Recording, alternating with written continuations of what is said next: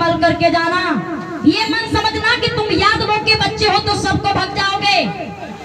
एक से एक योद्धा पड़ा है मथुरा में। धोबी ने जैसे इतने शब्द कहे, एकदम कन्हैया ने घूसा मारा और धोबी की राम राम सत्य कर दी।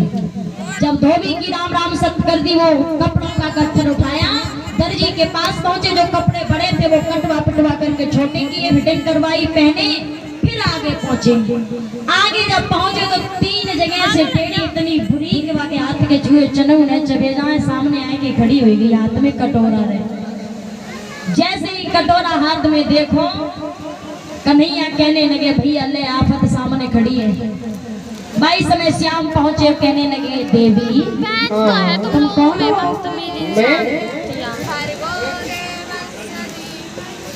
देवी तुम कौन हो?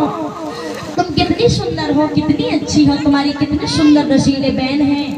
हाय मैया जैसे इतने शब्द कहे, कुबिजा फूल के गुब्बारा हो गई। कहने लगी इतनी बुरी रहे कि कुछ कान की ना है। लेकिन जब वहां से देवी गई तो कुबिजा इतनी खुश हो गई और कहने लगी तुम कौन हो? तुम कौन हो? हम तुम्हें कौन दिख रहे हैं? कहाँ से आए हो आप?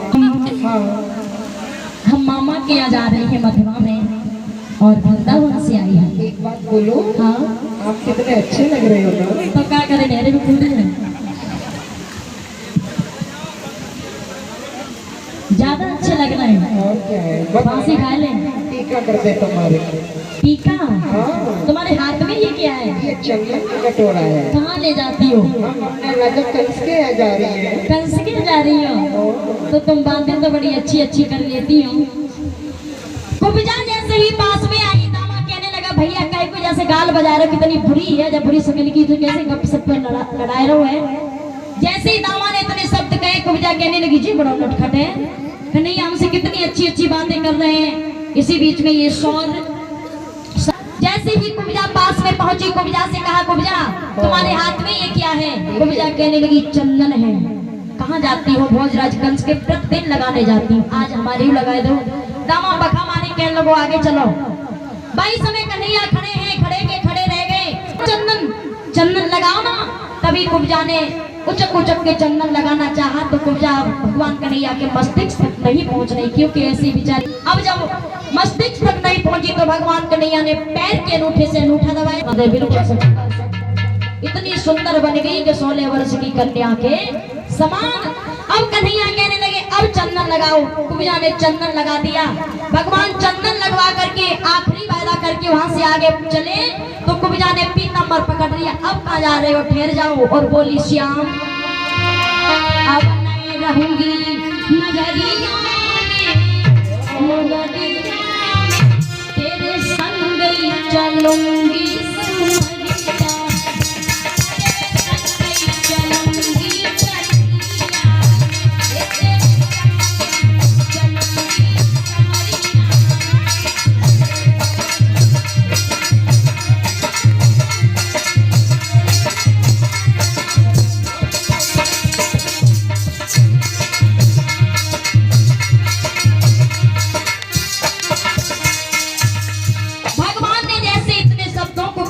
ने पीतंबर पकड़ लिया।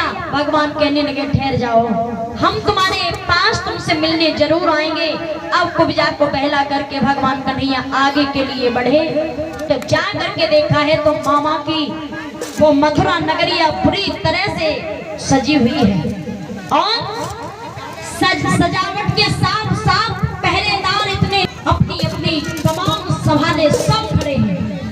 कब कन्हैया आवे, कब यहाँ बज्र टूटे, सब बिल्कुल निशाने पर लगा करके बैठे हैं। अब भगवान कन्हैया अंदर प्रवेश करते हैं।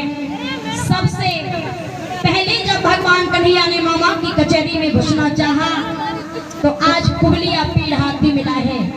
कुबलिया पीड़ हाथी जैसे ही मिला है उसी समय जो पीलवान होते हैं हाथियों के, उन्होंने जवाब दिया है तुम कौन हो, कहाँ जा रहे हो? तो छोटे छोटे बच्चे, दिखता है हाथी। जवाब दिया क्या करें हाथी का, पहले इससे कुश्ती लड़ो फिर आगे आपको जाना है। भगवान कन्हैया तब मामा से मुलाकात होगी। उसी समय पीलवान ने हाथी को इशारा दिया है, हाथी आगे के लिए बढ़ा है। तो भगवान कन्हैया ने पीलवान को जवाब दिया और बोले हैं सुन, हम यदुवंशी कहला